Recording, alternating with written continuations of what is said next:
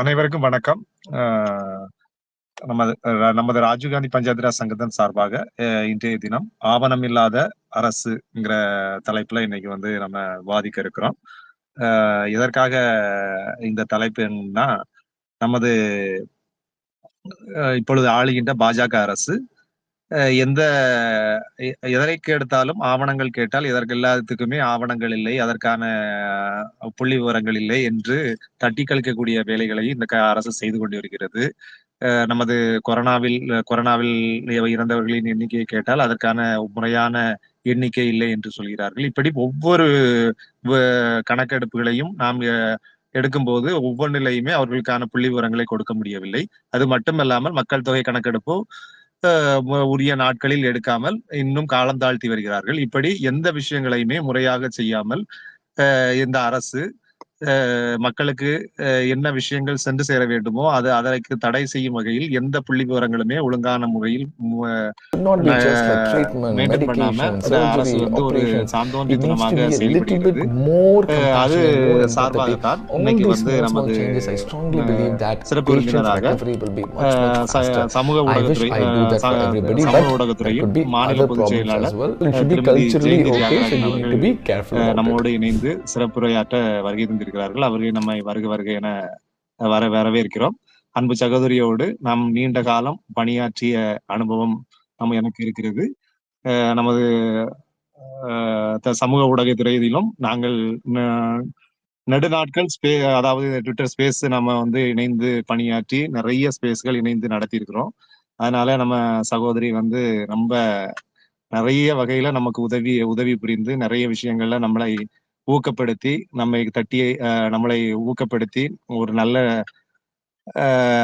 சிறப்பாக பணியாற்றுவதற்கான ஆக்கமும் ஊக்கமும் அளித்த சகோதரியை நாம் இன்றும் மறந்துவிட முடியாது. அதனால் நம்ம சகோதரியை இன்னைக்கு சிறப்பு விருந்தினராக அழைத்து எல்லா தலைப்புகளிலும் எந்த தலைப்பை கொடுத்தாலும் சகோதரி அவர்கள் மிக சிறப்பாக உரையாற்ற அதை பற்றி பேசக்கூடிய ஒரு வல்லமை படைத்த ஒரு சகோதரியாக இருக்கிறார்கள். அதன் அடிப்படையில இன்னைக்கு நம்ம சிறப்பு விருந்தினராக நமது சகோதரியை அழைத்திருக்கிறோம்.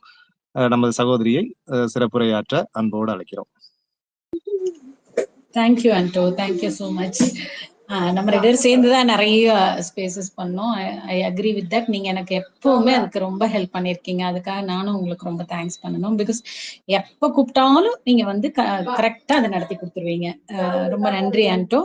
அதே போல இப்பவும் பாக்குறேன், நீங்க விடாமுயற்சி அப்படிங்கிற மாதிரி தொடர்ந்து உங்களுடைய ஸ்பேசஸ் நீங்க RGPRSSK நடத்திட்டு வரீங்க. ரொம்ப ஹாப்பி. நான் எனக்கு RGPRS அல்லது இந்திரா ஃபெலோஷிப் அல்லது IYC அல்லது பேரண்ட் பாடி இது மாதிரிலாம் எந்த டிஃபரன்ஸும் கிடையாது. நமக்கு காங்கிரஸ் அவ்வளவுதான். அதனால I am very happy to be part of today's space meeting. ரொம்ப தேங்க்ஸ் என்ன கூப்பிட்டதுக்கு. ஸோ நோ டேட்டா அவைலபிள் அரசு அப்படிங்கிறது தான் NDA அப்படின்னு சொல்லிட்டு ஒரு முறை ப. சிதம்பரம் அவர்கள் ரொம்ப அழகா இந்த வேர்டை காயின் பண்ணாரு. NDA அப்படிங்கிறது ஒரு கூட்டணி, நம்மளை ஆண்டு கொண்டு இருக்கும் மோடி அரசின் கூட்டணி. ஆனா அவர்களை அந்த NDA-வை எக்ஸ்பிளைன் பண்ற மாதிரி நோ டேட்டா அவைலபிள் அப்படிங்கிற தரவுகள் எதுவும் இல்லை. நீங்களே ரொம்ப அழகா பேர் வச்சிருந்தீங்க, ஆவணம் இல்லாத அரசு அப்படின்னு சொல்லிட்டு. சோ அவங்க எதுக்கெல்லாம் டேட்டா கேட்டா இல்ல அப்படிங்கிறாங்க, ஏன் இல்லைங்கிறாங்க, வை அவங்க இல்லைன்னு சொல்றாங்க அப்படிங்கறத பத்தியும் நம்ம பாத்துடலாம் இன்னைக்கு. பெரும்பாலும் எல்லாருக்குமே தெரிஞ்சிருக்கும், இருந்தாலும் நம்ம ரிவைஸ் பண்ணி பாக்குறது ரொம்ப முக்கியமானது. ஏன்னா நம்ம அன்னன்னைக்கு எது ரொம்ப ஒரு பரபரப்பா இருக்கோ அந்த விஷயங்களை மட்டும் பார்த்துட்டு மறந்துட்டு அடுத்த நாள் எது பரபரப்பா இருக்கோ அந்த விஷயத்த பார்த்து மூவ் ஆயிட்டே இருக்கிறோம். சோ இதுக்கு பின்னாடி நடந்த இந்த இன்சிடென்ட்ஸ் எல்லாம் நம்ம அப்பப்ப ரீகலெக்ட் பண்ணி மக்களிடம் கொண்டு போய் சேர்க்க வேண்டிய கட்டாயத்துல இருக்கோம். ஏன்னா போலரைசேஷன் நம்ம நினைக்கிற அளவுக்கு எல்லாம் ரொம்ப கம்மியாலாம் இல்லை. உதாரணத்துக்கு நேற்று ஒரு செயல்பாடு கேள்விப்பட்டேன். ஜஸ்ட் கோலாப்பூர்ங்கிற ஒரு ஊர் இருக்கு மகாராஷ்டிராவுல. அங்க ஒரு வாரம் 20 வீடுகளுக்கு போய் ராமர் கோயில் கட்டுறதை பத்தி மட்டும் பேசுறதுக்கு ஒருத்தனுங்க 25,000 ரூபாய் சம்பளம் கொடுத்து வைக்கிறாங்களாம். அப்ப அவங்க எவ்வளவோ ஒரு பணம் வசதி உடையவர்களாக இருப்பார்கள், அப்படி ஒரு சிந்தனை இருந்தா வீடு வீடா போறவதுக்கு ஆளுக்கு காசு கொடுத்து மாச காசு 25,000 வச்சு அவங்க வந்து கட்சி நடத்திட்டு இருக்காங்க அப்படிங்கிறத பார்க்கும் பொழுது அவர்கள் வந்து எவ்வளவு ஊடுருவிட்டு இருக்கிறாங்க அப்படிங்கிறதோட ஆழத்தையும் நாம புரிஞ்சுக்க வேண்டிய கட்டாயத்துல இருக்கிறோம். அப்ப இன்னைக்கு வந்து நாம எவ்வளவோ ஸ்ட்ராங்கா வந்து திராவிட அரசுகள் இருக்கு, நாம எல்லாம் ஸ்ட்ராங், நாங்க எங்களை ஆள முடியாது அப்படி இப்படின்னு நம்ம நினைச்சிட்டு இருந்தாலும் நம்மளுடைய வளையத்துக்குள்ளும் அவங்க நுழைஞ்சு நிறைய பேரை வந்து அவங்க ஆக்குப்பை பண்ணிட்டு இருக்கிறாங்க அப்படிங்கறத நம்ம கண்ணெதிரில பார்த்துக்கிட்டே தான் இருக்கிறோம். அவங்க வந்து நேர்மையான முறையில நேர்மையான அரசியல் செய்து உள்ள நுழையில அப்படின்னாலும் கூட அவர்கள் தவறான வழியிலாவது ஏதோ ஒரு வகையில ஊடுருவிக்கிட்டே இருக்காங்க. இன்னைக்கு இருக்கிற காலகட்டத்துல மக்களுக்கு வந்து ஏகப்பட்ட பினான்சியல் ப்ராப்ளம் இருக்கு, குழந்தைங்க படிக்கிறது, அது இதுன்னு விதவிதமான விஷயங்கள்ல அவங்க வந்து உள்ள நுழைஞ்சிடுறாங்க. கோவில் கட்டுறது அல்லது ஒரு சமுதாய கூடம் மாதிரி அவங்க கட்டி கொடுக்குறது, அந்த பர்டிகுலர் கம்யூனிட்டிக்கு ஒரு இதை கட்டி கொடுக்குறது, அல்லது வந்து யாராவது ரொம்ப அந்த ஏரியாவில் இருக்கிற ஃபேமஸான ஆளை வந்து பல கோடிகள் கொடுத்து வாங்கிடுறது, இது போல அவங்க வந்து நிறைய விதமாக முயற்சிகள் செஞ்சுட்டே இருக்காங்க. சோ யாராவது ஒருத்தர் எதுலயாவது விழுந்து விடுவத அவங்க வந்து வளர்ந்துட்டே இருக்காங்க அப்படிங்கிற விஷயத்தையும் நாம கண்டிப்பா நம்ம புரிஞ்சுக்கணும். ஏன்னா அதோட ஆழம் புரியாம இருக்கிறதுனாலதான் இன்னும் கூட நாம வந்து இன்னும் வேகமா செயல்படணுங்கிற அந்த எண்ணம் வந்து நமக்குள்ள இல்ல, இருக்காம இருக்கோ அப்படின்னு ஒரு டவுட் கூட வந்து சரி அவங்க என்னதான் நோ டேட்டா அவைலபிள் வச்சாங்க அப்படிங்கறத வரிசையா பார்க்கலாம். இது ஏன் ரொம்ப மிக முக்கியமான விஷயமா ஆச்சு அப்படின்னு நம்ம பார்த்தோம்னா எந்தெந்த வித முக்கியமான விஷயத்திற்காக ஏதாவது டேட்டா இருக்குதா அப்படின்னு சொல்லிட்டு எதிர்கட்சிகள் வந்து இதுல கேட்கும் பொழுது அவர்கள் வந்து தரவுகள் இல்லை அப்படிங்கிற பதிலை அழிச்சு நோ டேட்டா அவைலபிள் அப்படின்னு ஒரு பதில சொல்லி தங்களுடைய பொறுப்பு என்ன, நம்ம வந்து அவங்களுக்கு அதுக்கு ரெஸ்பான்சிபிலிட்டி அப்படின்னு ஒண்ணு இருக்கு இல்லையா, அந்த பொறுப்பை துறந்து விடுகிறார்கள். பொறுப்பு துறத்தல் நடக்கிறது. நாடு வந்து மிகப்பெரிய விவகாரங்களை வந்து எதிர்கொள்ளும் பொழுது அதை கண்காணிக்க வேண்டிய கட்டாயத்தில் இருக்கிறது வந்து மத்திய அரசு தான். ஆனா அவங்க தங்களுக்கு பொறுப்பே இல்லை. ஏன்னா அவங்க கிட்டதான் எல்லாமே இருக்கு, ஐடி, இன்டெலிஜென்ஸ், அது இதுன்னு எல்லா விஷயங்களும் அவங்க கிட்ட, அவங்க கையில இருக்கு. அவங்களுக்கு தெரியாத விஷயங்களே நடக்கவே இயலாது. ஆனா அவங்க ஒரு விஷயத்துக்கு தரவு இல்லை அப்படின்னு சொல்றாங்கன்னா நம்ம கிட்ட வந்து ஒண்ணு அவங்க வந்து பொறுப்பின்மை, அவங்க கிட்ட வந்து பொறுப்பு துறத்தல் அதை வந்து செய்யறாங்க, அல்லது லேக் ஆஃப் டிரான்ஸ்பரன்சி, அதாவது வெளிப்படைத்தன்மையாக வந்து எந்த விஷயங்களையும் அவர்கள் வந்து செய்யறதுக்கு விரும்பல அப்படிங்கிறது தான் இதை காட்டுது. இந்த கடந்த 10 ஆண்டுகள்ல எந்தெந்த விஷயங்கள்ல அவங்க நோ டேட்டா அவைலபிள் அப்படின்னு அவங்க அறிவிச்சிருக்கிறாங்க அப்படிங்கிறத பார்ப்போம். முதல்ல வந்து COVID-19 காலத்துல தரவுகளை வந்து மறைச்சாங்க. புலம்பெயர்ந்த தொழிலாளர்கள் வந்து 2020 நாடு முழுவதும் மொத்தம் 10 கோடி தொழிலாளர்கள் வந்து புலம்பெயர்ந்தனர். 10 கோடி, தட் இஸ் 100 மில்லியன். இதுவரை வந்து இந்த மத்திய அரசு இத்தனை பெரிய மக்கள் இடப்பெயர்வை இந்தியா வந்து சந்திச்சதே இல்லை. இதுவரைக்கும் எந்த மத்திய அரசும் வந்து இவ்வளவு பெரிய இங்கிருந்து ஒரு இடத்துக்கு போறதுக்கு ஒரே டைம்ல வந்து 10 கோடி பேர் இங்க ஒரு மாநிலத்திலிருந்து இன்னொரு மாநிலத்துக்கு இடம்பெயர்ந்ததை வந்து அவர்கள் பார்த்ததே இல்லை. ஆனா இவர்கள் வந்து இடம்பெயர்ந்து ஒரு இடத்துல இருந்து போகும்போது நடுவுல இறந்து போனதற்கான நிறைய வீடியோஸ், அந்த போட்டோஸ் எல்லாம் நமக்கு கிடைச்சது. ஆனா மத்திய அரசு வந்து இவர்களில் எத்தனை பேர் இறந்தார்கள் என்ற தரவு எங்களிடம் இல்லை அப்படின்னு அறிவிச்சிருச்சு. அப்ப மோடி அரசினுடைய லாக்டவுன் வந்து ரொம்ப திட்டமிடல் வந்து ரொம்ப தவறாக இருந்ததா, ஏன்னா சடனா அனௌன்ஸ் பண்ணாங்க. அது வந்து அப்ப வந்து இந்த கேள்வி வந்து ரொம்ப பெரிய கேள்வியாச்சு. ஓகே, அப்ப வந்து லாக்டவுன், அறிவிக்கப்படாத லாக்டவுன், சடன் லாக்டவுன் வந்து இவ்வளவு பெரிய இதை காட்டுதுன்னா அப்போ அவங்களுடைய பிளானிங்ல சம் மிஸ்டேக் இருக்கு அப்படிங்கிற ஒரு கேள்வியை வந்து முன்வைத்தோம். அதே போல கோவிட் இறப்பு எண்ணிக்கை பற்றிய சர்ச்சை ஏற்பட்டுச்சு. ஒரு செகண்ட்.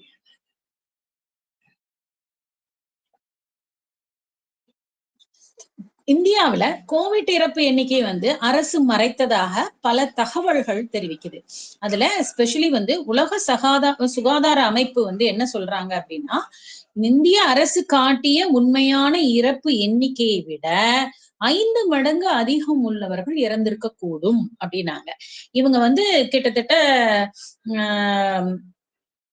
எவ்வளவு காமிச்சாங்க, 4 லட்சம் காமிச்சாங்களா, எவ்வளவு காமிச்சாங்க, அவ்வளவுதான் காமிச்சாங்க. பட் இவங்க வந்து அதுக்கு மேல வந்து இறந்திருப்பாங்க அப்படிங்கிற 40 லட்சத்துக்கு பக்கத்துல இறந்திருப்பாங்க அப்படிங்கிற மாதிரி இவங்க WHO வந்து கூறினாங்க. அதே போல இந்திய அரசோட தரவுகளை வந்து WHO வந்து ரிஜெக்ட் பண்ணிட்டாங்க. நாங்க ஏத்துக்க மாட்டோம், நீங்க சொன்னது வந்து மேட்சா இல்ல.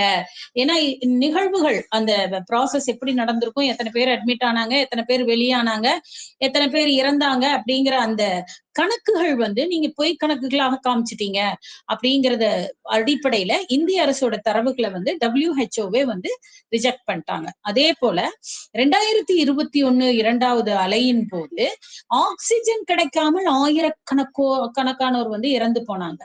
ஆனா அரசு என்ன சொல்லுச்சுன்னா, ஆக்சிஜன் பற்றாக்குறை காரணமாக இறந்தவர்கள் பற்றிய எந்த தகவலுமே எங்களுக்கு இல்லை அப்படின்னு பிளைண்டா தெரிவிச்சுட்டாங்க. சோ இந்த COVID-19லயே 3 விதமான விஷயங்களுக்கு வந்து அவங்க டேட்டா இல்லைன்ட்டாங்க. ஒண்ணு 4 விஷயம். முதல்ல எங்க எவ்வளவு பேர் டிராவல் பண்ணாங்கிறத பத்தியும் ஒரு இன்ஃபர்மேஷன் இல்ல. அதே போல அவங்க வந்து நடந்து போகும்போது எத்தனை பேர் இறந்து போனாங்க அப்படிங்கிற டேட்டாவும் எங்கிட்ட இல்லைன்ட்டாங்க. அதே போல அந்த கோவிட் இறப்பு எண்ணிக்கை எவ்வளவு இருக்கு அப்படிங்கறத பத்தியும் எங்க கிட்ட டேட்டா இல்லைன்ட்டாங்க.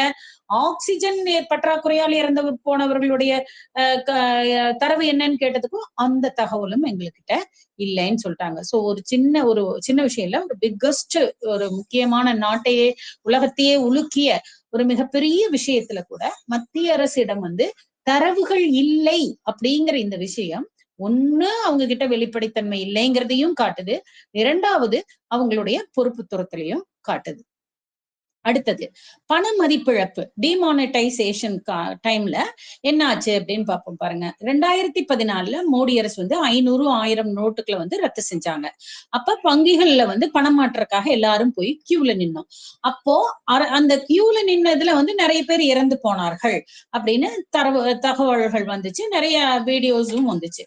ஆனா அரசிடம் அந்த தரவுகளை கேட்ட போதும் பண மதிப்பு இழப்பு காரணமாக இறந்தவர்களின் எண்ணிக்கை பற்றி எந்த தகவலும் எங்களிடம் இல்லை அப்படின்னு அவங்க பிளைண்டா அதையும் மறைச்சிட்டாங்க. அதாவது அதையும் சொல்லல அப்படின்னு பதில் அளிச்சுட்டாங்க. சோ இது எதனால அவங்க செஞ்சாங்க அப்படிங்கறத பார்த்தோம்னா, ஒண்ணு அரசு நடவடிக்கையால் நேர்ந்த பொருளாதார தாக்கத்தை வந்து அவங்க மறைக்கிறதுக்கு முயற்சி செய்யறாங்க, அதனாலதான் வந்து அவர்கள் இந்த மாதிரி செய்தார்கள் அப்படின்னு பல எதிர்கட்சிகள் வந்து அவர்களை குற்றம் சாட்டினாங்க. அதே போல இந்தியாவுல வந்து இப்போ 45 ஆண்டுகளுக்கு இல்லாத அளவிற்கு வந்து வேலை வாய்ப்பு வந்து வீழ்ச்சி கண்டிருக்குது. அப்படி பார்க்கும்போது அன்எம்ப்ளாய்மெண்ட் தரவுகளை பற்றியும் மிகப்பெரிய ஒரு மூடு மந்திரம் போல செயல்படுகிறது மத்திய அரசு. 2017 நேஷனல் சாம்பிள் சர்வே ஆபீஸ் அப்படிங்கிறவங்க வந்து பணியில்லாதவரோட கணக்கெடுப்பை வந்து வெளியிட்டாங்க. ஆனா மோடி அரசு வந்து தரவை வெளியிடக்கூடாது அப்படின்னு உத்தரவிட்டு தடுத்துருச்சு. காரணம், 45 ஆண்டுகளில் இல்லாத அளவிற்கு வேலைவாய்ப்பு வீழ்ச்சி கண்டிருப்பதை அந்த புள்ளி விவரங்கள் வந்து உறுதி செய்தது. இதெல்லாம் வந்து ஏன் அவங்க வெளியிடக்கூடாது அப்படின்னு நினைச்சாங்க அப்படின்னா, இந்த புள்ளி விவரங்கள் வந்து தேர்தலுக்கு முன்பாக வெளியானால் மோடி அரசுக்கு வந்து பயங்கர பாதிப்பு ஏற்படும் அப்படின்னு அவங்க கருதுனதுனால இந்த தரவுகளை வெளியிடக்கூடாதுன்னு மோடி அரசு அவங்கள தடுத்துருச்சு. அதே போல 2020-21 விவசாயிகள் வந்து 3 வேளாண் சட்டங்களை எதிர்த்து டெல்லி எல்லையில 1 வருஷத்துக்கு மேல போராடினாங்க. அதுல 700க்கும் அதிகமான விவசாயிகள் வந்து போராட்டத்துல இறந்து போனாங்க அப்படின்னு விவசாய சங்கங்கள் தெரிவிக்கிறது. ஆனா அரசு அதை மறுத்து எத்தனை விவசாயிகள் இறந்தார்கள் என்ற தகவல் எங்க கிட்ட இல்ல அப்படிங்கிறத வெளியே அவங்க சொல்லிட்டாங்க. அதே போல மாப் லிஞ்சிங் அப்படிங்கிற சம்பவங்கள், அதாவது கூட்டா போய் ஒரு மாற்று இனத்தினர் அல்லது மைனாரிட்டி அல்லது இஸ்லாம் இனத்தை சார்ந்தவர்கள் அவங்களையெல்லாம் வந்து அடிக்கிறது, கூட்டமா போய் கொள்ளுதல், மாப் லிஞ்சிங் அப்படிங்கிற சம்பவங்கள் வந்து தொடர்ந்து வந்து நார்த் இந்தியாவில உத்தரப்பிரதேஷ், மத்திய பிரதேஷ், ராஜஸ்தான் போன்ற இடங்கள்ல வந்து நடக்குது. 2014க்கு பிறகு இந்த பசு மதவாதம் மாற்று காரணங்களுக்காக வந்து கூட்டா போய் ஒரு சம்பவங்கள் நடத்துறது வந்து ரொம்ப அதிகரிச்சிருக்குது. ஆனா அரசு கிட்ட அதை பத்தி கேட்ட பொழுது என்ன சொல்லிட்டாங்கன்னா, எங்க கிட்ட இதற்கான அதிகாரப்பூர்வ தரவுகள் வந்து எதுவுமே கிடையாது, இவ்வாறு தனிப்பட்ட கணக்கெடுப்புகள் எல்லாம் நாங்க வந்து எதுவுமே செய்யல அப்படின்னு சொல்லிட்டாங்க. ஆனா the buyer அப்புறம் இந்தியா ஸ்பெண்ட் போன்ற தனியார் அமைப்புகள் வந்து என்ன சொல்றாங்க அப்படின்னா 2014 இருந்து 2020 வரைக்கும் நூற்றுக்கும் மேற்பட்ட சம்பவங்கள் வந்து பதிவு செய்யப்பட்டுள்ளன அப்படின்னு அந்த அந்த அந்த ஜேர்னல்ஸ் வந்து அந்த ஆன்லைன் ஜேர்னல்ஸ் இந்த ஜேர்னல்ஸ் வந்து சொல்றாங்க. அதை வந்து இதையும் இந்த மாதிரி பதிவு செய்யப்பட்டதை கூட அரசு வந்து வெளியிட மறுத்திருக்கு அப்படிங்கிற ஒரு பிரச்சனையும் வந்து எதிர்க்கட்சிகள் வந்து குற்றம் சாட்டினார்கள். அதே போல பெண்கள் மற்றும் குழந்தைகள் மீதான குற்றவியல் விவகாரங்கள் உத்தரப்பிரதேசம், ராஜஸ்தான், மத்திய பிரதேசம் உள்ளிட்ட மாநிலங்கள்ல வந்து கூட்டு பாலியல் தொந்தரவும் பாலியல் குற்றங்களும் வெகுவாக டிராஸ்டிக்கா இன்க்ரீஸ் ஆயிருக்கு. ஆனா உயர்ந்த குற்ற செயல்களின் எண்ணிக்கை பற்றிய தரவு வந்து அரசிடம் இருக்கிறதா அப்படின்னு கேட்டதுக்கு இத்தகைய தனிப்பட்ட தரவுகள் எங்களிடம் சேகரிக்கப்படவில்லை அப்படிங்கிறதையும் அவங்க வந்து கூறிட்டாங்க. அதே போல உள்நாட்டு பாதுகாப்பு சீனா எல்லை பிரச்சனை அப்படின்னு ஒரு பிரச்சனை நம்மளுக்கே தெரியும். சீனா வந்து எல்லை பகுதியில வந்து நிறைய கட்டிடங்களை எல்லாம் வந்து கட்டிட்டாங்க அப்படிங்கறதெல்லாம் நம்ம பாக்குறோம். நிறைய சேட்டலைட் போட்டோஸ் வருது. அவங்க வந்து டவர்ஸ் வச்சுட்டாங்க, ரொம்ப மாடர்ன் வில்லேஜ் கட்டிட்டாங்க. அப்படி நிறைய தரவுகள் நம்மளுக்கு வந்து வந்துட்டே இருக்கு. ஈவன் அருணாச்சல பிரதேசத்தை கூட அவங்களுடைய நாட்டுடைய வரைபடத்துல சேர்த்திட்டாங்க அப்படிங்கிறது முதல் கொண்டு நம்மளுக்கு நியூஸஸ் வருது. ஆனா 2020 லடாக் எல்லையில் இந்தியா சீனா மோதல் நடந்தது, கல்வான் கிளாஷ் நடந்தது. அரசிடம் இந்த தாக்குதல்ல எத்தனை இந்திய வீரர்கள் மரணம் அடைந்தார்கள் அப்படின்னு ஒரு கேள்வி எழுப்பப்பட்டது. அதுக்கு வந்து அரசு என்ன பண்ணிட்டாங்க, தகவலை மறைத்து அப்புறம் பின்னாடி வந்து கொஞ்சம் இது பார்த்துட்டு 20 வீரர்கள் மரணம் அடைந்தார்கள் அப்படின்னு தெரிவிச்சது. ஆனா சீனாவுக்கு எவ்வளவு இழப்பு ஏற்பட்டது அப்படிங்கறத கேட்டபோது அரசு அதை வெளியிட மறுத்துட்டாங்க. அது போல இது மாதிரி அரசு கிட்ட வந்து நம்ம எந்த தரவுகள் கேட்டாலும் எங்க கிட்ட தரவுகள் இல்லை அப்படிங்கறத மட்டும்தான் அவங்க வந்து ஒரு முக்கியமான பதிலாக வச்சிருக்காங்க.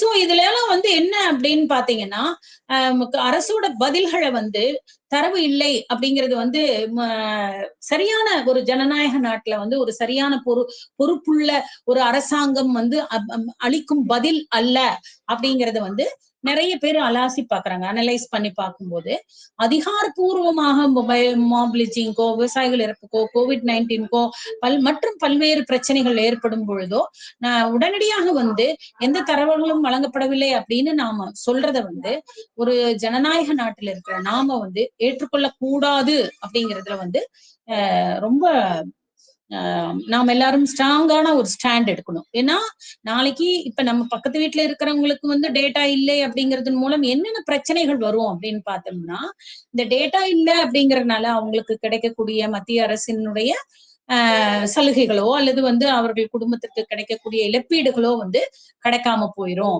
அப்படிங்கிறதையும் நம்ம பார்க்கணும். அப்ப அந்த குடும்பமே வந்து ஒரு கையறு நிலைக்கு போயிருவாங்க அப்படிங்கிறதையும் வந்து நாம பார்க்கணும். அதே போல அரசாங்கத்திற்கு வந்து எல்லையில்லா அதிகாரம் இருக்கும் பொழுது அரசாங்கம் எங்க கிட்ட வந்து தரவுகள் இல்லை அப்படிங்கிற விஷயம் வந்து சொல்லப்படும் பொழுது அவங்களுடைய அரசுடைய நம்பகத்தன்மையை வந்து அது ரொம்ப பாதிக்குது. அவங்க மேல உண்மையிலேயே மோடி அரசு மேல வந்து நம்பகத்தன்மை வந்து ரொம்ப கம்மியா இருக்கு.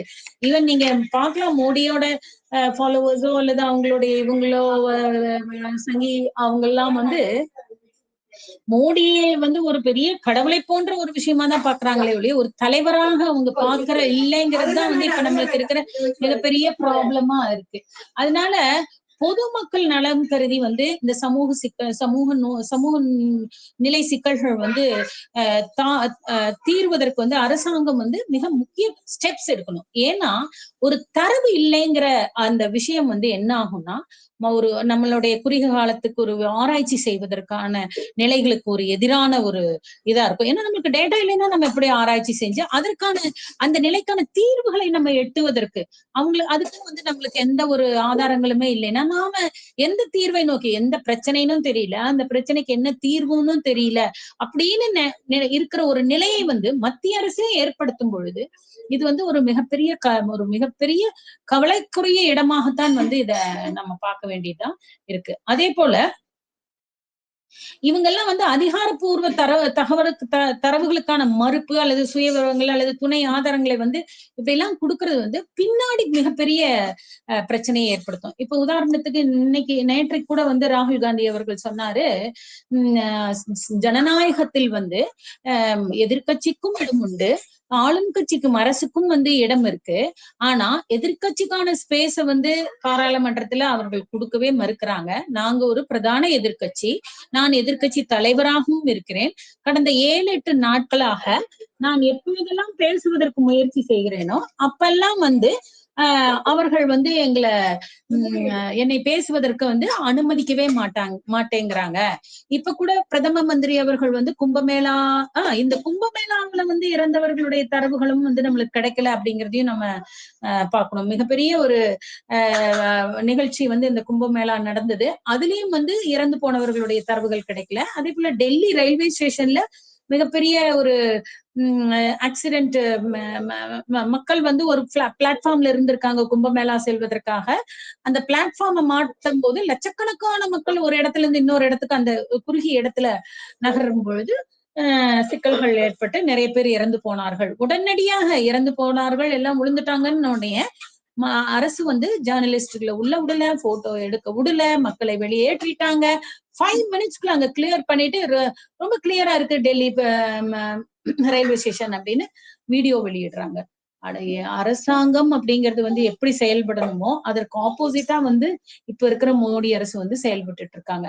இப்ப இவங்க பாராளுமன்றத்துல பேசுறதுக்கே வாய்ப்பு கொடுக்கவே இல்லை அப்படின்னா ராகுல் காந்தி கேக்குறாரு, நீங்க வந்து கும்பமேளா வந்து மிகச்சிறப்பாக நடந்தது அப்படின்னு ஒரு அரசாங்கம், ஒரு அரசு வந்து சொல்லுது அப்படிங்கிறதுக்கு கேட்டு ஓகே நல்லாதான் நடத்துனீங்கன்னே வச்சுக்கலாம். ஆனா அதே கும்பமேளாவுக்கு வந்த இளைஞர்கள் வந்து எங்களுக்கு வேலை வாய்ப்பு இல்லைன்னு கேக்குறாங்களே, உங்களுடைய பதில் என்ன அப்படின்னு நான் கேட்கறதுக்காக விரும்பினேன். மோடி அவர்கள் வந்து பேசி முடிச்சோன்னா ஒரு எதிர்கட்சி தலைவரா அதற்கு பதிலளிக்கும் விதமாக நான் பேசுவதற்கு முயற்சி செய்த பொழுது எனக்கு வந்து வாய்ப்பு மறுக்கப்பட்டது அப்படிங்கிற ஒரு குற்றச்சாட்டு, மிகப்பெரிய குற்றச்சாட்டு. இதை வந்து நம்ம ஒரு சாதாரண குற்றச்சாட்டா வந்து எடுத்துக்கொள்ளக்கூடாது. ஏன்னா இது வந்து நம்மளை எல்லாரையும் பாதிக்கும். ஒரு அடிக்கடி நான் இது சொல்லுவேன். ஜெர்மனில இது நடந்ததா சொல்றாங்க. அப்ப சொல்லும் பொழுது ஒவ்வொருத்தரா அவர்கள் குறி வச்சு தாக்குறாங்க. முதல்ல வந்து இஸ்லாமை அவர்களை வந்து அடிக்கும் போது நாங்க வந்து நான் இஸ்லாம் இல்லைன்னு நான் தனியா நின்னுக்கிட்டேன், பார்த்துட்டு நான் பேசாம இருந்துட்டேன். அதே போல ஜூஸை வந்து அடிச்சாங்க, அதெல்லாம் போயிட்டு போறாங்கன்னு விட்டுட்டேன். கம்யூனிஸ்ட வந்து அடிச்சாங்க, நான் கம்யூனிஸ்ட் இல்லை அப்படின்னு விட்டுட்டேன். கடைசியில என்ன அடிக்க வந்தாங்க, பட் என்னையும் ஏன்னா என்னை ஏன் அடிக்கிறேன்னு கேட்கறதுக்கு ஆள் இல்லாம நான் நின்னுட்டு இருந்தேன் அப்படின்னு ஒரு ஒரு ஒரு சொல்வடை இருக்கு. அந்த அந்த இதை போலதான் இன்றைய நிலை. நாளைக்கு நமக்குமே, நான் ஒரு படத்துல கூட கமலஹாசன் சொல்லுவாரு, நான் யார், நான் இல்லை அப்படின்னு என்னையே நம்ப வைக்கிறாங்க அப்படிங்கிற மாதிரி சொல்லுவாரு. அதே போலதான் மத்திய அரசு இப்ப செயல்பட்டு கொண்டு இருக்கிறது அப்படிங்கறத வந்து நாம பார்க்கணும். அதே போல வந்து இந்த விவசாய போராட்டம் சொல்லிட்டேன். 1 மினிட் நான் செக் பண்ணிடுறேன். சோ இந்த மாதிரி எல்லாம் வந்து இவர்கள் செயல்படுவதனால வந்து என்னென்ன விளைவுகளை ஏற்படுத்தும் அப்படின்னு பார்த்தோம்னா, அரசு வந்து பொறுப்பை தவிர்க்கிறது என்று மக்கள் கருத ஆரம்பிச்சிருக்காங்க. சமூகத்தில் உண்மையான தரவுகளுக்கான நம்பிக்கை குறைந்து வருகிறது. ஏன்னா முன்னையெல்லாம் வந்து டிவிலயோ ஏதோ ஒரு இதுல சொல்லிட்டாங்க, பேப்பர்ல வந்துருச்சுன்னா நம்ம உண்மைன்னு நினைப்போம். இன்னைக்கும் மக்கள் நினைக்கிறவங்க இருக்காங்க. ஆனா இன்னைக்கு இது உண்மையா இல்லையான்னு சிந்திக்கிற அளவுக்கு அது யூடியூப்ல வந்திருந்தாலும் சரி, ஒரு ஷார்ட்ல வந்தாலும் சரி, ரீல்ல வந்தாலும் சரி, ட்விட்டர்ல வந்தாலும் சரி, பேஸ்புக்ல வந்தாலும் சரி, இது உண்மையா அப்படின்னு எல்லாரும் ஃபேக்ட் செக் பண்றோம் இன்னைக்கு.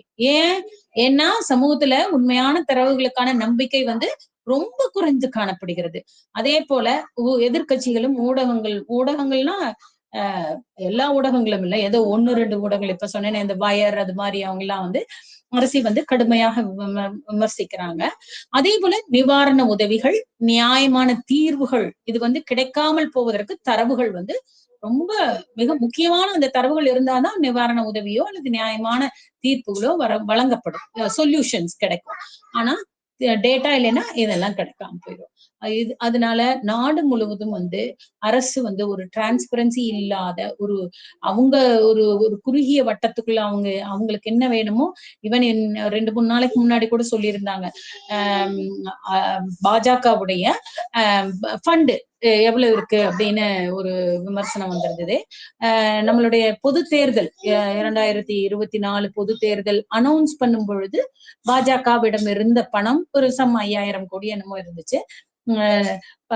எலெக்ஷன் முடிஞ்சு பாஜக எவ்வளவு பணம் இருக்கு அப்படின்னு பார்த்தா 10,000 கோடி என்னமோ இருக்கு.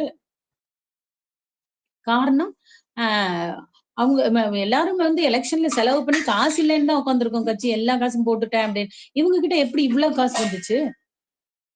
அப்ப இவங்க எந்தெந்த வகையாகவோ காசுகளை நம்மளோட பேங்க்ல இருக்கிற காசுல இருந்து நம்ம பேங்க் காசுகளை எல்லாம் எடுத்து பெரிய பணக்கார கார்பரேட்ஸ் கொடுத்துட்டு அவங்களுக்கு கொடுத்த ஜாபின் மூலமோ ஏதோ ஒரு காலத்துல இதுல அவங்க எடுத்துக்கிறாங்க. அதே போல மாணவர்கள் தற்கொலைகள் மற்றும் அதை பற்றிய விவரங்களும் மத்திய அரசு கிட்ட இல்ல அப்படின்னு அவங்க சொல்லியிருக்காங்க. சோ இவங்க கிட்ட டேட்டா இல்லைங்கிறது கம்ப்ளீட்டா நமக்கு தெரிவிக்கிறது என்னன்னா, இவங்க கிட்ட டிரான்ஸ்பரன்சி இல்ல, நிர்வாகத்துல அவங்களுக்கு அக்கறை இல்ல, அவங்களுக்கு அதிகாரம் மட்டும்தான் தேவை. அதுக்கு அவங்களுக்கு பவரை தக்க வைத்துக் கொள்வதற்கு அவர்கள் பணம் தேவை. அதோட பேசிஸ்ல அவங்க ஒர்க் பண்ணி அவங்களுக்கான பணத்தை மட்டும்தான் அவங்க உருவாக்கிக்கிறாங்களே ஒழிய மக்களை பற்றி கவலைப்படுவதாக மத்திய அரசு இல்லை அப்படிங்கறது தான் நோ டேட்டா அரசு நமக்கு சொல்ற மிகப்பெரிய செய்தியாக நான் பார்க்கிறேன். தேங்க்யூ ஆண்டோ. நன்றி நன்றி சகோதரி, மிக சிறப்பா உங்களுடைய உரை இருந்துச்சு. ரெண்டாவது, நம்ம தேர்வுத்தாள் கசிவு பற்றிய டேட்டா, அந்த விஷயங்களை பற்றி டேட்டா இல்லை அப்படிங்கிற நிறைய விஷயங்கள் இது பண்ணி இருந்துச்சு. அதை நம்ம சன் நியூஸ் கூட அதை ஒரு அழகான பிக்சரா ரெடி பண்ணி போட்டிருந்தாங்க. அத மிக சிறப்பா இருந்துச்சு. அப்படி ஒவ்வொரு விஷயங்களையுமே இன்னைக்கு நம்ம எடுத்து பேசக்கூடிய வகையில தான் அவர்களுடைய இது இருக்குது. ஒவ்வொரு நாளுமே பிஜேபியினுடைய அவலங்களை பற்றி பேசணும்னா ஒவ்வொரு நாளும் நிறைய தலைப்புகளை போட்டு பேசுறதுக்கான தலைப்புகளை அவங்க கொடுத்துக்கிட்டே இருக்கிறாங்க. ஏன்னா எதுவுமே அவங்க செய்யக்கூடிய விஷயங்கள் சரியா இல்லை. பாத்துட்டீங்கன்னா, நம்ம தகவல் ஒரு உரிமை சட்டத்தை கொடுத்தோம். தகவல் ஒரு உரிமை சட்டத்தின் அடிப்படையில என்ன டேட்டாவனாலும் பெறுவதற்கான வாய்ப்பை நம்ம ஏற்படுத்தி கொடுத்தோம். இன்னைக்கு தகவல் உரிமை சட்டத்தையே அவங்க நீர்த்து போக செய்யக்கூடிய வகையில பல சித்து வேலைகளை பண்ணிக்கிட்டு இருக்கிறாங்க. அதன் அடிப்படையில இன்னைக்கு நம்ம எந்த டேட்டாவையுமே பெற முடியாத லெவல்ல எல்லா டேட்டாக்களுமே இல்லாத விஷயங்களை தான் அவங்க பண்ணிக்கிட்டு இருக்காங்க. ஆனா கொடுக்குற டேட்டாக்களுமே பொய்யான டேட்டாக்களாக தான் இருக்குதுங்கிறதுதான் மிக தர்ம சங்கடமான விஷயங்களா இருக்குது. இன்னைக்கு ஒரு எவ்வளவு பேர் இறந்தாங்கங்கிற விஷயம் டேட்டாவை கேட்டோம்னா அந்த டேட்டாக்கள் எல்லாமே போலியான டேட்டாக்களா தான் இருக்குது. எல்லாமே குறைத்து மதிப்பிடப்பட்ட டேட்டாக்களா தான் இருக்குது. எத்தனை பேரு இன்னைக்கு எவ்வளவு பேரு விவசாயிகள் தற்கொலை பண்ணியிருக்கிறாங்க, இப்படி ஒவ்வொரு விஷயங்களையும் எடுத்துக்கிட்டாலுமே அதுல டேட்டாக்கள் ரொம்ப குறைச்சு காட்டப்படக்கூடிய விஷயங்களா தான் இருக்குது. அதாவது இந்த அரசுகள் மீது ஏதாவது தவறான எண்ணம் மக்களுக்கு வந்துடக்கூடாதுன்றதுக்காக குறைச்சுதான் காட்டுறாங்க. ரெண்டாவது, இன்னைக்கு பாத்துட்டீங்கன்னா நம்ம பசி பட்டினிகள்ல பாத்துட்டீங்கன்னா ரொம்ப கீழே இருக்கிறோம். இந்த விஷயங்களை எல்லாம் பாத்துட்டீங்கன்னா இது இதை அந்த ஒரு அறிக்கையை கொடுக்கும்போது நமது அரசு அதை ஏத்துக்க தயங்குது. இந்த தகவல் எல்லாம் பொய்ன்னு சொல்லுது. ஏன்னா இது ஒரு தனிப்பட்ட நபர்களோட ஒரு அங்கீகரிக்கப்பட்ட தகவல்கள் இல்ல. ஒரு நடுநிலைமையான நிறுவனங்கள் கொடுக்கக்கூடிய தகவல்களையே இவர்கள் ஏற்றுக்கிறதுக்கு ரொம்ப தயாராக இல்லை. ஏன்னா அந்த உண்மையான டேட்டாக்களை கொடுக்கும்போது அந்த டேட்டாக்களை முற்றிலுமாக மறுக்கக்கூடிய அரசாக தான் இந்த அரசு இருக்குது. எல்லாமே பொய்யான தகவல்களை கொடுத்து மக்களை ஒரு மாய பிம்பத்தை உருவாக்கி அதன் மூலமாக ஆட்சிக்கு வர்றதுதான் இவங்க விரும்புறாங்க. எல்லாமே பொய்யான பிம்பங்களை, பொய்யான அறிக்கைகளை, பொய்யான தகவல்களை கொடுத்து அதன் மூலமாக இந்த ஆட்சி கொண்டு சேர்க்கிறதுக்கு தான் இவங்க பாக்குறாங்க. நமது தோழர்கள் யாருக்கும் பேசுறதுக்கு வேணும்னா எல்லாருக்குமே மைக் கொடுத்துருக்கு. நீங்க மேல உங்களுடைய கருத்துக்களை தெரிவிக்கலாம், அல்லது ஏதாவது கேள்வி இருந்தா கேள்வி கேட்கலாம். அப்பதான் ஒரு கலந்துரையாடல் மாதிரி இருக்கும். தோழர்கள் யாரும் பேச விருப்பம் உள்ளவங்க ஹேண்ட் ரைஸ் பண்ணுங்க.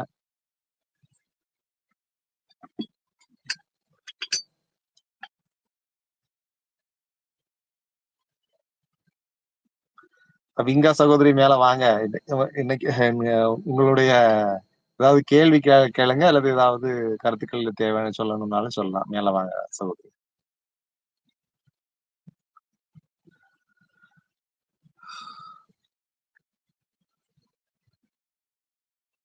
யாருமே இன்னைக்கு பேசுறதுக்கு மேல வர மாட்டேங்கிறாங்க. ஏன்னா இது எல்லாமே கொஞ்சம் ப்ரிப்பேர் பண்ணி பேசக்கூடிய டாபிக்னால வந்து பேசுறதுக்கான அவங்க தயங்குறாங்கன்னு நினைக்கிறேன்.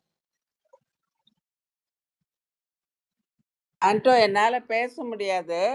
ஆனா இந்த தேர்தல் விங்கா முறைகேடுகள்ல மேடம், உங்களுடைய வணக்கம். ரொம்ப பேச முடியாது. ஜெயந்தி மேடத்திட்டே அதை பேச சொல்ல சொல்றேன். இந்த தேர்தல் முறைகேடுகள்ல வந்து நாம டேட்டாஸ் கேட்குறோம், அதையும் அவங்க கொடுக்க மாட்டேன்றாங்க. அது எப்படி இழுத்தடிக்கிறாங்க என்னன்றத சொல்லுங்கம்மா.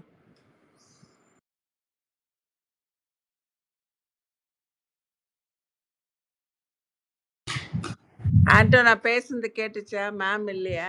எஸ் கேட்டுச்சு மேம். நான் வேற ஒரு விண்டோல இருந்தேன், அதனால உடனே பதிலளிக்க முடியல. ஓகே, டேட்டா இந்த டேட்டாக்களையும் வந்து இது ஒரு டேட்டாவும் நம்ம எடுத்துக்கலாம், இந்த தரவும் வந்து நம்ம எடுத்துக்கலாம். இந்த எலெக்ஷன் ஓட்டர் லிஸ்ட்ல வந்து மிகப்பெரிய பிரச்சனைகளை வந்து மத்திய அரசு பண்ணிட்டு இருக்காங்க. மத்திய அரசுன்னு சொல்ல முடியாது, பாஜக வந்து ரொம்ப மோசமான ஒரு ஸ்டாண்ட் பண்றாங்க. எல்லா மாநிலங்களிலும் இன்க்ளூடிங் ஹரியானா, மகாராஷ்டிரா, எல்லா மாநிலங்களிலும் வந்து ஓட்டர் லிஸ்ட்ல வந்து மிகப்பெரிய ஒரு ஊழல் அப்படின்னு தான் சொல்லணும், ஸ்கேம் பண்ணியிருக்காங்க.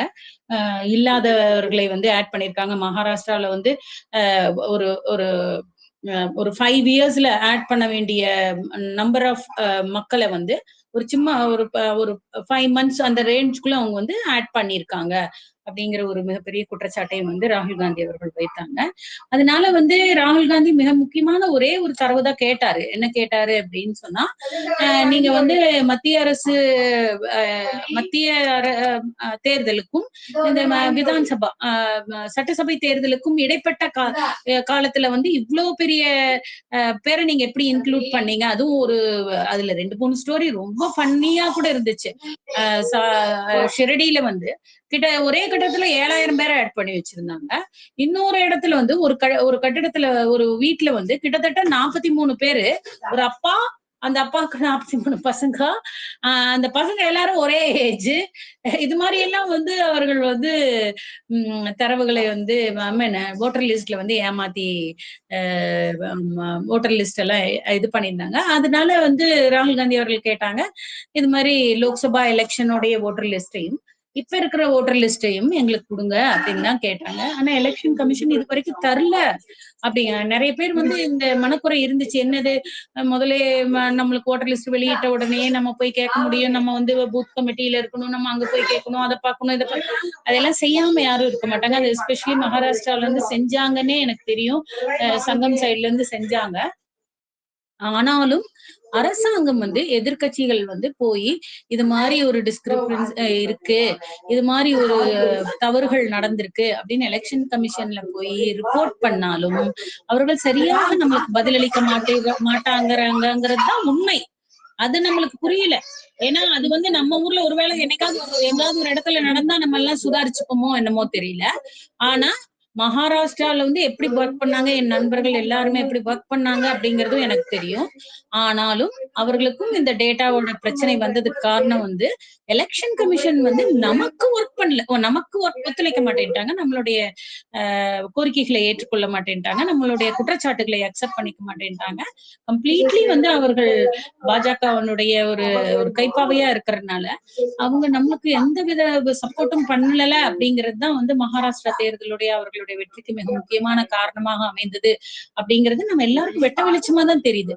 பட் நம்ம கேட்டா கொடுக்கணுமே அவங்க.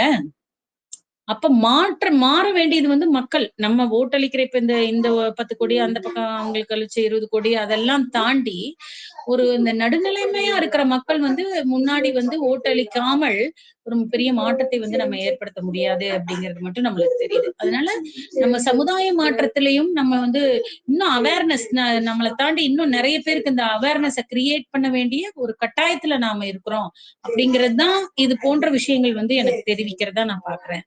ஏன்னா வாட்ஸ்அப் யூனிவர்சிட்டியில வர்றதை வந்து நம்புற எத்தனையோ பேர் இருக்காங்க. ஆச்சரியமா இருக்கு அவங்களுடைய பேசும்பொழுது, ஆர்கியூ பண்ணும் போதெல்லாம் பார்த்தா இவ்வளவு ஒரு முட்டாள்தனமா எப்படி இதெல்லாம் நினைச்சிட்டு இவங்க எல்லாம் வெயிட் பண்ணிட்டு இருக்காங்க அப்படிங்கிறது வந்து நமக்கு தெரியுது. அப்போ எவ்வளவோ விஷயங்கள்ல வந்து சூப்பர்ஸ்டிஷியஸ் விஷயங்கள்ல மக்கள் மாட்டிக்கிறாங்க. அதே போல இந்த பொய்கள்ல மாட்டிக்கிறாங்க. அவங்களை எல்லாம் மீட்டுட்டு வர்றதுங்கிறதே ஒரு மிகப்பெரிய போராட்டம். ஒரு இந்திய விடுதலை போராட்டத்திற்கு சமமான ஒரு மிக முக்கியமான போராட்டமாக தான் நான் அதை பாக்குறேன். சோ நாம வந்து அந்த அவேர்னஸ் கிரியேட் பண்றதுக்கோ அல்லது அந்த பயிற்சிகளை செய்வதற்கோ நம்ம ரொம்ப நம்மளை வந்து டெடிகேட் பண்ணிக்கணும். அப்பதான் மக்களுடைய மனதுல மாற்றத்தை ஏற்படுத்தி நம்ம அந்த கான்ஸ்டிடியூஷனுடைய இம்பார்ட்டன்ஸை வந்து ஒவ்வொரு மக்களுக்கும் எடுத்துட்டு போய் அதோட டேஸ்ட புரிய வச்சுட்டோம்னா அப்ப ஆட்டோமேட்டிக்கா மாற்றம் அப்படிங்கிறது வந்து நம்மளுடைய பாசிசம் விலகி அந்த பணி விலகி நம்ம வந்து கண்டிப்பா ஜெயிப்போம் அப்படின்னு இருக்கு. அதனால இங்க இருக்கிறவங்க எல்லாருமே வந்து நமக்கான கடமை. நிறைய முறை நான் பார்ப்பேன், நிறைய கமெண்ட்ஸ் பார்ப்பேன், காங்கிரஸ் என்ன பண்ணிட்டு இருக்கு, காங்கிரஸ் என்ன காங்கிரஸ் அப்படிங்கிறது என்ன அப்படின்னா மக்கள் வந்து மாற்றம் அடையாம ஒரு மாற்றமே நிகழாது. இது வந்து ஒரு மிகப்பெரிய மக்கள் இயக்கம்.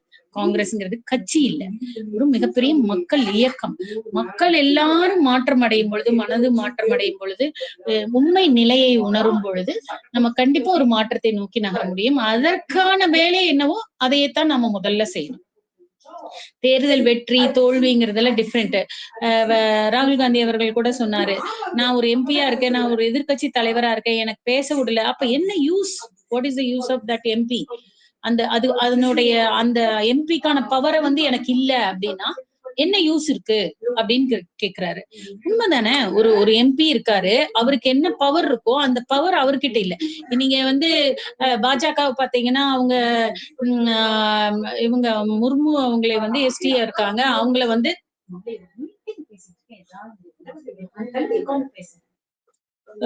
முர்மு வந்து ஒரு எஸ்டி இதை சார்ந்தவர்கள். அவங்கள வந்து நாங்க ஆக்கிட்டோம்ல, ஒரு பெரிய பதவியில அவங்கள நாங்க வச்சுட்டோம்ல. அதெல்லாம் ஒரு சிம்பாலிக். ஒரு அவங்க சொல்றதோட சரி. அதே போல மைனாரிட்டிக்கு நாங்க கொடுத்துட்டோம் சீட்டு, அல்லது நாங்க வந்து இவங்களுக்கு சீட்டு கொடுத்துட்டோம், பெண்களுக்கு சீட்டு கொடுத்துட்டோம், எஸ்சிஸ் கொடுத்துட்டோம், அப்படி எல்லாம் அவங்க சொல்றதெல்லாம் வந்து ஒரு சிம்பாலிக், ஒரு அடையாளம் தானே ஒழிய அவங்க ஒரிஜினலா அதற்கான வேல்யூஸ் கொடுத்தோ அல்லது பவர் கொடுத்தோ அவங்க கொடுக்கல. அத்தனை எம்பிஸ் அங்க இருக்காங்க, அவங்களுக்கு எல்லாம் என்ன பவர் இருக்கு? அவங்களுக்கெல்லாம் என்ன அதிகாரம் இருக்கு? யாருனால பேச முடியும்? இப்ப எடுத்து பாத்தீங்கன்னா பாஜக அரசுல இருக்கிற 2 பவர்ஃபுல் யாருன்னா மோடி அண்ட் அமித்ஷா மட்டும்தான். அவர்களை தாண்டி வேற யாரும் பவர்ஃபுல்லே கிடையாது. அப்படி இருக்கும் பொழுது அந்த எம்பிக்களால என்ன பலன்? அவர்களுக்கு என்ன பவர் இருக்கு? அதனால தேர்தல் வெற்றிங்கிறது இப்ப முக்கியத்தை விட சமுதாய மாற்றம், மக்களுக்குள்ளேயே விழிப்புணர்வுங்கிறது மிகப்பெரிய கடமை, பொறுப்பு இருக்கிறது நமக்கு. அதை நம்ம புரிஞ்சுக்கிறதுக்கு முயற்சி செய்யணும். அதை வந்து எடுத்து செல்வதற்கு தான் ஆக்சுவலா எங்களை மாதிரி எல்லாம் கொஞ்சம் பேர் ஒர்க் பண்ணிட்டு இருக்கோம். அதுல உங்களுடைய பங்களிப்பும் உங்களுடைய இதுவும் வேணும்னு நான் கேட்டுக்கிறேன். எஸ்பெஷலி வந்து நான் இப்போ ஒரு திருச்சியில ஒரு மீட்டிங் வச்சிருக்கோம், யுவா சங்கம்னு சொல்லிக்கலாமா ஆண்டோ? அத சொல்லுங்க. நம்ம என்ன வெளிப்படுத்துறதுக்கு தானே இருக்கோம், அதுதானே களமாற. Yes thank you. யுவா சங்கம் அப்படின்னு சொல்லிட்டு ஒரு ப்ரோக்ராம் ஆர்கனைஸ் பண்ணியிருக்கோம். எஸ்பெஷலி இளைஞர்களுக்காக 19 வயதுல இருந்து 30 வயதுக்குள்ள உள்ள இளைஞர்களுக்கு, இளைஞர்கள் 2 பேருக்குமே அவங்களுக்கு வந்து இந்த ப்ரோக்ராம் வந்து நாங்க பண்றோம். அதுல வந்து என்ன சொல்லி தரப்போறோம்னா, இந்த கான்ஸ்டிடியூஷனை பத்தி சொல்லி தரப்போறோம். வாட் இஸ் ரிசர்வேஷன், இல்ல இந்த சமுதாயத்தை எப்படி பாக்குறது, இந்த சமுதாய மாற்றத்துக்கு எப்படி நம்ம இளைஞர்களாக துணை நிற்பது, இது போன்ற விஷயங்களை வந்து கிளாஸ் ரூம் பேஸ்டு கிடையாது, இது ஆக்டிவிட்டி பேஸ்ட்ல வந்து நாங்க சொல்லி தருவதற்கு வந்து முயற்சி செய்ய போறோம். அதனால உங்களுக்கு தெரிந்த இளைஞர்கள் யாராவது இருந்தா நீங்க அதுல வந்து பதிவு செய்து கொள்ள என்கரேஜ் பண்ணுங்க. என்னுடைய நம்பர் உங்களுக்கு வேணும்னா என்னோட டிஎம்க்கு வந்தீங்கன்னா நான் நம்பர் கொடுப்பேன். என்னட்டையே டைரக்டா கான்டாக்ட் பண்ண சொல்லலாம். நான் வந்து அவங்களுக்கு எக்ஸ்பிளைன் பண்ணிடுவேன் இது என்ன ப்ரோக்ராம் அப்படின்னு. ஏன்னா இளைஞர்களை நாம் தயார்படுத்தாமல் சமுதாய மாற்றத்துல பெரிய மாற்றத்தை நாம ஏற்படுத்த முடியாது. ஏன்னா இளைஞர்களுக்கு வந்து தெரிந்த அளவுல அவங்க வந்து ஒரு ரொம்ப உணர்ச்சி வசமாக்க பேசுற ஒரு தலைவர்கள்னு சொல்லிக்கிறவங்களை நோக்கி பயணப்படுறாங்க. இல்லைன்னா ஒரு ஆக்டர் அல்லது ஆக்ட்ரஸ் அது மாதிரி பின்னாடி அவங்க அடித்து செல்லப்படுகிறார்கள். ஆனா உண்மையான காங்கிரஸ் உடைய கொள்கைகள் என்ன, இல்ல இந்த இந்தியாவிற்குன்னு நம்ம அமைச்சிருக்கிற இந்த கான்ஸ்டிடியூஷன் என்ன பேசுது, எது மக்களை பற்றி எப்படி பேசுது அப்படிங்கறத குறித்த ஒரு விழிப்புணர்வை ஏற்படுத்தும் வகையில ரொம்ப ஆழமான ஒரு தலைமை தத்துவ பயிற்சியை தான் நாங்க வந்து இந்த மே மாதம் 7, 8, 9, 10, 11 திருச்சியில 5 நாட்கள் முகாமாக கொடுக்குறோம். உணவு இருப்பிடம் இரண்டும் வந்து நாங்க ப்ரொவைட் பண்ணிடுவோம். ரெஜிஸ்ட்ரேஷன் ஃபீ வந்து 1000 rupees தான். யாருனால முடியல அப்படி உண்மையாவே எனக்கு ஆர்வம் இருக்கு ஆனா முடியல அப்படின்னாலும் அவங்களுக்கும் நாங்க ஸ்பான்சர் பண்ணி அவங்கள வந்து நாங்க எடுத்துப்போம். அதனால உங்களுக்கு தெரிந்த நண்பர்களோட இந்த செய்தியை பகிர்ந்து அவங்க எங்களுக்கு வந்து இந்த கட்சி அப்படின்னு எல்லாம் கிடையாது. காங்கிரஸ் கட்சியை சேர்ந்தவங்க தான் வரணும் அப்படின்னு எல்லாம் எந்த ரூல்ஸும் கிடையாது. காங்கிரஸ் கட்சியை சார்ந்தவர்களாகவும் இருக்கலாம், டிஎம்கே சார்ந்தவர்களாகவும் இருக்கலாம், ஏடிஎம்கே சார்ந்தவர்களாக இருக்கலாம், அல்லது கான்ஸ்டிடியூஷன் மேல எனக்கு நம்பிக்கை இருக்குப்பா, நான் எந்த கட்சியுமே இல்ல, எனக்கு ஒரு சோசியல் அவேர்னஸ் வேணும், நீங்களும் வரலாம், எல்லாரும் வரலாம். ஆனா கான்ஸ்டிடியூஷனை எதிர்க்கிற யாரும் இதுல அலௌட் இல்ல. மத்தபடி அவங்க எந்த கட்சியை சார்ந்தவர்களாக இருந்தாலும் சரி, கட்சியே சாராதவர்களாக இருந்தாலும் சரி, இளைஞர்களாக 19 வயதுல இருந்து 30 வயதுக்குள்ள இருக்கிற இளைஞர்களுக்கு இந்த வாய்ப்பு வழங்கப்படுகிறது. அதனால இதை ஒரு விஷயமா எடுத்துட்டு நீங்க போங்க, மத்தவங்களுக்கும் சொல்லுங்க, என்னையே கனெக்ட் பண்ணுங்க. நான் உங்களுக்கு இல்ல என்னோட டிஎம்ல நீங்க என்னை ஃபாலோ பண்ணல, எனக்கு டிஎம் ஒர்க் ஆகல அப்படின்னா என்னோட ட்வீட்ல எதுலயாவது நீங்க வந்து கமெண்ட் எழுதுனீங்கனாலும் உங்களை நான் வந்து கனெக்ட் பண்றேன். தேங்க்யூ ஆண்டோ, தேங்க்யூ ஸோ மச். நன்றி நன்றி நன்றி மேடம். நம்மளும் ராஜீவ்காந்தி பஞ்சாயத்து ராஜ் சங்கத்தின் சார்பாகவும் நம்ம ஞாயிற்றுக்கிழமை வர்ற ஞாயிற்றுக்கிழமை வந்து சுயராட்சிங்கிற தலைப்புல நம்ம ஒரு ஒரு பயிற்சி வச்சிருக்கோம். அதுலயும் நீங்க கலந்துக்கலாம். அது வந்து வயது வரம்பு இல்லை, யாருனாலும் கலந்துக்கலாம். மே மாசம் நம்ம இதுல அம்பாசமுத்திரத்துல வந்து நம்ம ஒரு 4 நாள் பயிற்சி, அது நம்ம சர்வோதய சங்கம் இது சார்பா அகிம்சை பாதைங்கிற இதுல வந்து நம்ம ஒரு இது நடத்துறோம். நம்ம ஜெயந்தி மேடம் எல்லாரும் சேர்ந்து தான் நடத்துறாங்க. ஜெயந்தி மேடம், டேனியல் டாக்டர் எல்லாரும் சேர்ந்து தான் நடத்துறாங்க. அதற்கும் நீங்க வந்து விருப்பம் இருந்தா அதுல கலந்துக்கலாம். அத நீங்க அடுத்த நம்ம விங்கா மேடம் இங்க ஏதாவது கருத்தை சொல்லிக்கிட்டு அதுக்கு அடுத்தால ஜெயந்தி மேடம் அதை பற்றி கொஞ்சம் டீட்டெயில் சொல்லுங்க. விங்கா மேடம் சொல்லுங்க மேம். நீங்க பேசுங்க விங்கா, நான் அப்புறம் சொல்லுங்க. சொல்லுங்க. அஹிம்சை பத்தி சொல்லிட்டு இருந்தீங்க மேம், சொல்லுங்க. அது அந்த பயிற்சி தான், அது நீங்க பேசி முடிச்சிருங்க. அவங்க பேசுங்க. Okay, okay, sir. Jayanti ma'am, nice listening to your very interesting speech. And ரொம்ப ஒரிஃபுல்லா எல்லாருக்கும் like read about the topic. அந்த டாபிக் ரொம்ப ரொம்ப அடிக்கடி நம்ம திங்க் பண்ற ஒரு டாபிக். Nice docking today. இன்னைக்கு கேட்கறதுக்கு ரொம்ப லைக் நிறைய நாலேஜ் ஷேர் பண்ணது. Thanks ma'am.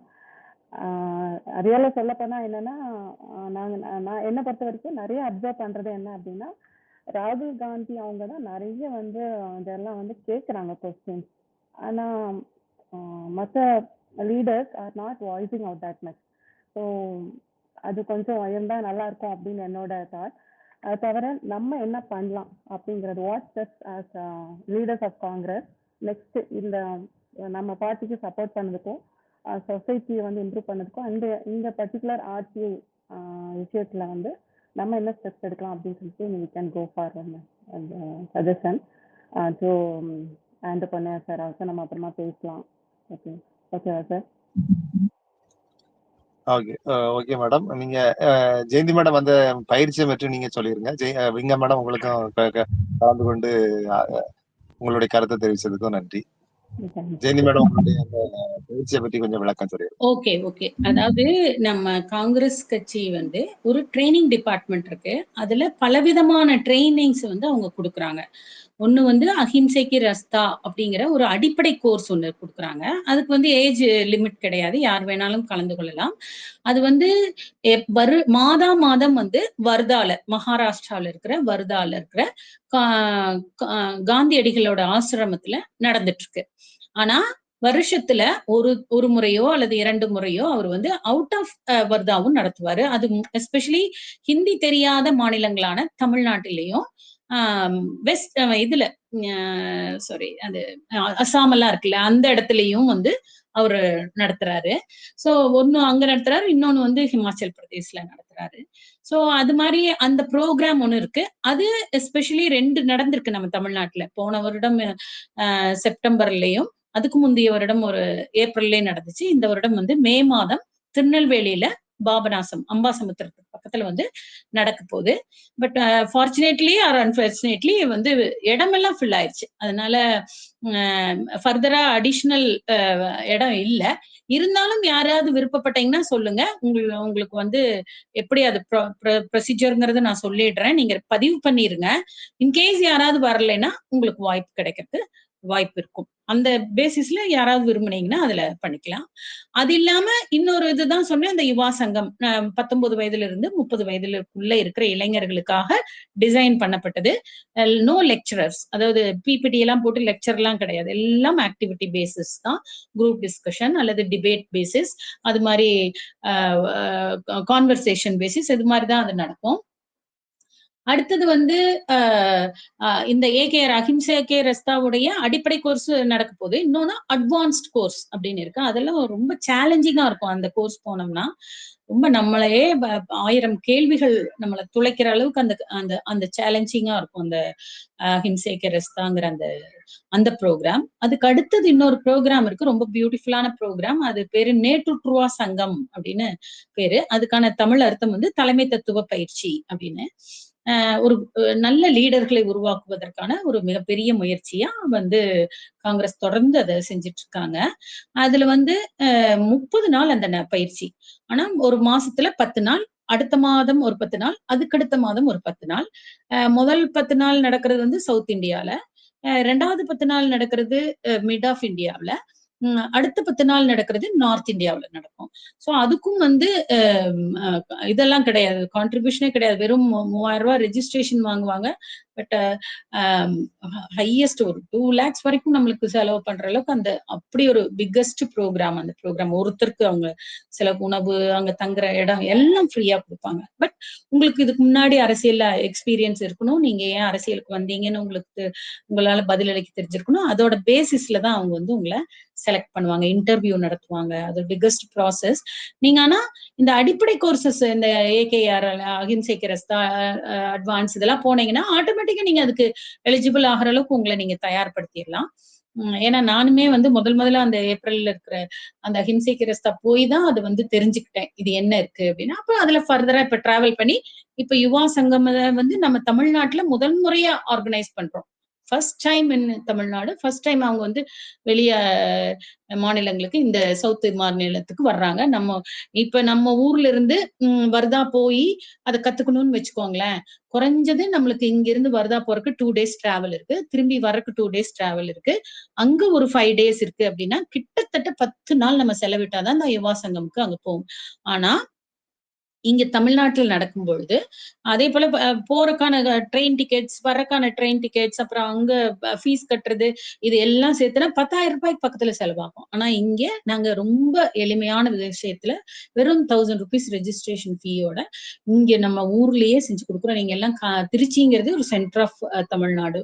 எல்லாரும் நினைச்சா 6 மணி நேரத்துல திருச்சிக்கு வந்துட முடியும். சோ உங்களுக்கு எக்ஸ்ட்ரா எந்த செலவும் இல்லை. நீங்க ரொம்ப அருமையா இந்த பயிற்சியை வந்து பயன்படுத்திக்கணும் அப்படின்னு நான் விரும்புறேன். ஏன்னா இதோட வேல்யூவை நான் இதுக்கு மேல எனக்கு எப்படி எக்ஸ்பிளைன் பண்றதுன்னு தெரியல. வந்து எக்ஸ்பீரியன்ஸ் பண்ணி தான் அதை வந்து நம்ம உணர்ந்து கொள்ளணும். சோ இது ஒண்ணு. அது இல்லாம கிரந்தி சங்கம் அப்படின்னு ஒரு பயிற்சி இருக்கு. அந்த கிரந்தி சங்கம் என்ன அப்படின்னு பாத்தீங்கன்னா, ஸ்பெசிபிக்கலி டிசைன்டு ஃபார் விமன். யாரெல்லாம் வந்து எலெக்ஷன்ல போட்டியிட விரும்புறாங்களோ அந்த பெண்களுக்காக டிசைன் பண்ணப்பட்ட ஒரு ட்ரைனிங் ப்ரோக்ராம். இது இத்தனையும் வந்து காங்கிரஸ் வந்து தங்களுடைய இதுல வந்து ரெகுலரா செஞ்சுட்டு இருக்காங்க. வருதால நடக்குது. அதுக்கு அப்பப்ப அப்ளிகேஷன்ஸ் கேட்டு வந்துட்டே இருக்கும். நான் என்னோட ட்வீட்டை நீங்க ஃபாலோ பண்ணீங்கன்னாவே நான் ரெகுலரா அப்டேட் பண்ணிக்கிட்டே இருப்பேன். இந்த மாசத்துக்கு இப்ப வருது, அப்ளை பண்ணுங்க, இந்த தேதிக்குள்ள அப்ளை பண்ணுங்க அப்படின்னு போட்டுக்கிட்டே தான் இருப்பேன் ட்வீட்டு. சோ உங்களுக்கு தேவைப்படுறவங்க, விருப்பப்படுறவங்க அல்லது விருப்பப்படுறவங்களை நீங்க சந்திச்சீங்கன்னா அவங்களோட கூட இந்த இன்ஃபர்மேஷனை நீங்க ஷேர் பண்ணணும் அப்படின்னு கேட்டுக்கிறேன். Thank you so much. Thank you madam. வேற யாரும் உங்களுக்கு கருத்து தெரிவிக்கணும்னா மைக் கேளுங்க, கொடுப்போம், அல்லது க்ளோஸ் பண்ணிக்குவோம். வேற யாருக்காவது ஏதாவது தெரிவிக்கணுமா?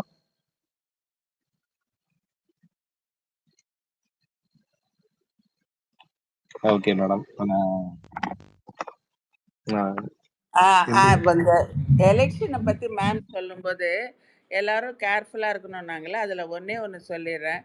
நீங்கள் பூத் இதில் போய் ஓட்டர் லிஸ்ட்டெல்லாம் செக் பண்ணும்போது சமீபத்தில் வந்து ஃப்ளோட்டிங் ஓட்ஸ் ஏதாவது இருக்கான்னு பாருங்கள். அதுதான் எல்லா ஸ்டேட்லேயும் நடக்குது.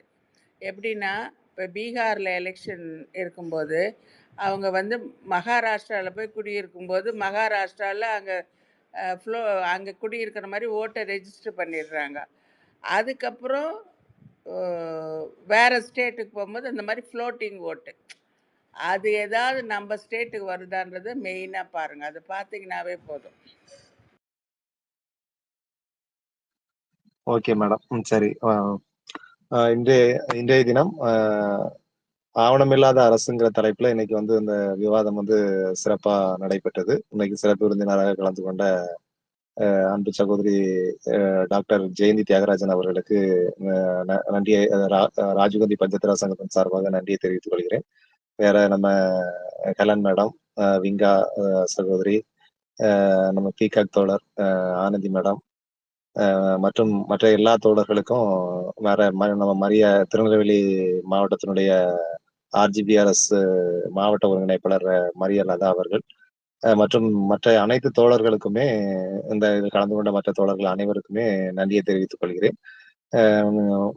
இன்னும் ஒரு நல்ல தலைப்புல மீண்டும் உங்களை சந்திக்கும் வரை ஆண்டோபன் ஐயா, மாநில ஊடகத்துறை தலைவர், ராஜீவ்காந்தி பஞ்சாயத்து சங்கத்தன்.